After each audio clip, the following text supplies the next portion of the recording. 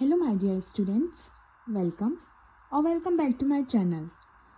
Today we are going to solve the question 3rd of exercise 7.2. Let's see what the question says and how to solve this question. इस type के questions board exam में ज़रूर आते हैं. Case study में इस तरीके के क्वेश्चंस बनकर आते हैं और इस चैप्टर से इस तरीके के क्वेश्चंस इस बार भी आने के चांसेस हैं. तो आप क्वेश्चन को समझ लीजिए, ज़रूरी नहीं है कि यही क्वेश्चन आए, इसलिए आप ये समझ लीजिए कि इस टाइप के क्वेश्चंस को कैसे सॉल्व करना है ताकि कोई नया क्वेश्चन भी बनकर आए तो आप उनको सॉल्व अच्छे से कर पाएँ. चलिए देखते हैं, अच्छे से समझते हैं कि इस तरीके के क्वेश्चंस कैसे हमको सॉल्व करने हैं.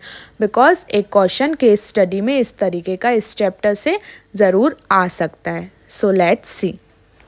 तो क्वेश्चन में क्या बोल रहा है, एक स्कूल ग्राउंड है जो कि रेक्टेंगुलर शेप का है ABCD एंड उसमें 1 मीटर के डिस्टेंस पे 10 लाइंस बनाई गई हैं और इस AD पे 100 फ्लावर पॉट्स को रख दिया गया है और एक एक्टिविटी कराई जा रही है जहाँ पे एक गर्ल है निहारिका जो कि सेकेंड लाइन में रन कर रही है और इस AD का 1/4 डिस्टेंस उसने कवर किया और अपना फ्लैग पोस्ट कर दिया, अपने फ्लैग को यहाँ पे लगा दिया.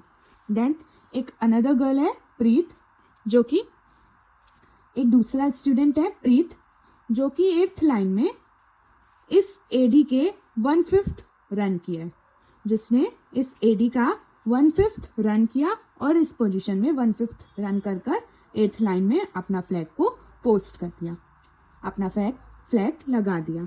नाउ क्वेश्चन में बोल रहा है कि इन दोनों फ्लैग्स के बीच की डिस्टेंस क्या है वो हमें फाइंड करना है. तो जैसा कि आप सभी जानते हैं, किसी भी दो पॉइंट्स के बीच की डिस्टेंस को फाइंड करने के लिए डिस्टेंस फॉर्मूला होता है जो कि क्या है, √x2 - x1 the whole square plus y2 - y1 the whole square. तो अब हमें डिस्टेंस फाइंड करने के लिए इन दोनों पॉइंट्स के कोऑर्डिनेट भी पता होने चाहिए. x1 y1 x2 y2 हमें पता होना चाहिए, बट इस क्वेश्चन में तो कोऑर्डिनेट्स ही नहीं दिए हैं. तो उन कोऑर्डिनेट्स को निकालना भी बहुत आसान होता है, बस आपको समझने की ज़रूरत है.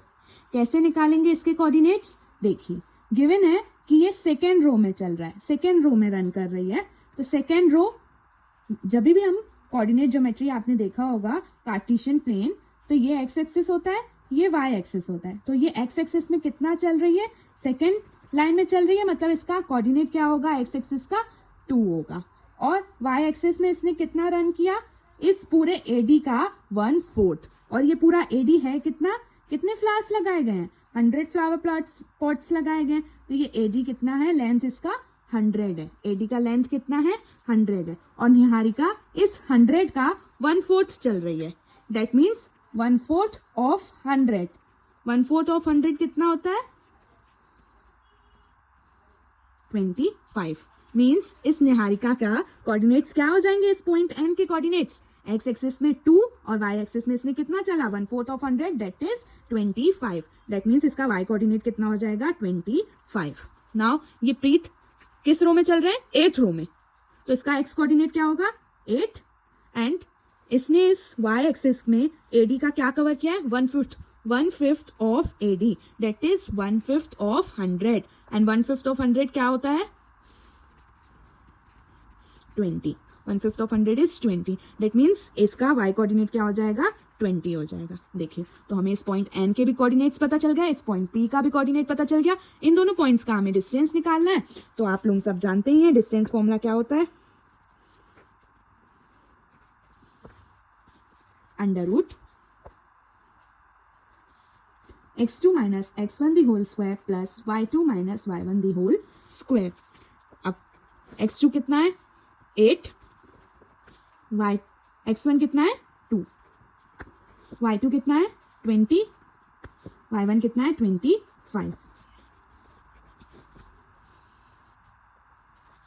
8 - 2 इज 6 का होल स्क्वायर, 20 - 25 इज -5. तो -5 का होल स्क्वायर करेंगे तो +25 ही आएगा, या पहले हम लिख लेते हैं -5 the whole square. Now 6 square is 36 and -5 square is 25.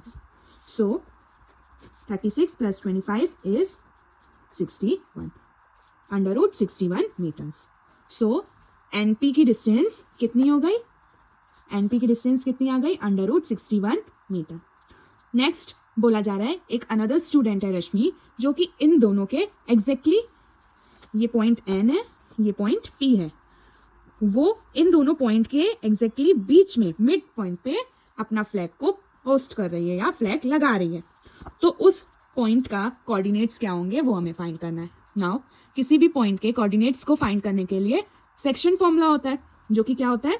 ये हमारा x1 y1 हो जाएगा, ये हमारा x2 y2 हो जाएगा, और इस पॉइंट के कोऑर्डिनेट्स हमें फाइंड करने हैं, जो कि x और y हम लेट कर लेते हैं, और ये रेशियो m1 कहलाएगा, ये रेशियो m2 कहलाएगा. अब जैसा कि आप सभी जानते हैं सेक्शन फॉर्मूला क्या होता है? सेक्शन फॉर्मूला इस x कोऑर्डिनेट को फाइंड करने के लिए सेक्शन फॉर्मूला है x1 m2 plus x2 m1 divided by m1 plus m2, और y कोऑर्डिनेट को फाइंड करने का फॉर्मूला है y1 m2 y2 m1 divided by m1 plus m2. तो यहाँ पे कुछ ना कुछ रेशियो गिवन होते हैं हमें क्वेश्चन में, बट जब भी हमें किसी एक दो पॉइंट्स हैं उनके बीच में किसी एक पॉइंट का हमें कोऑर्डिनेट फाइंड करना है और वो पॉइंट एग्जैक्टली इनके मिड वे में है, मिड पॉइंट पे है, तो सिंपली हम इस फॉर्मूले को कैसे यूज कर सकते हैं?